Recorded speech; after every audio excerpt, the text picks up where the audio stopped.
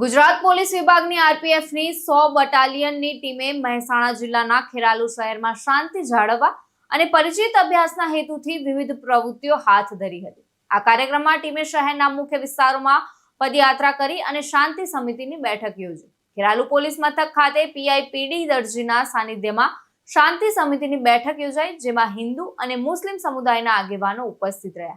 આ બેઠકમાં નગરપાલિકાના અગ્રણી વિક્રમભાઈ ચૌધરી, નગરસેવક ચેતનજી ઠાકોર, નવીનભાઈ પરમાર, ખાનાભાઈ, નગરસેવકો ઉમર ફારૂક સિદ્દી, આલમ ખાન પઠાણ અને રસૂલ ખાન પઠાણ સહિતના આગેવાનોએ ભાગ લીધો. બેઠકમાં આગામી તહેવારો દરમિયાન કોઈ અનિચ્છનીય બનાવ ન બને તે માટે એક ચર્ચા કરવામાં આવી અને શાંતિ જાળવવા પર ભાર મુકાયો.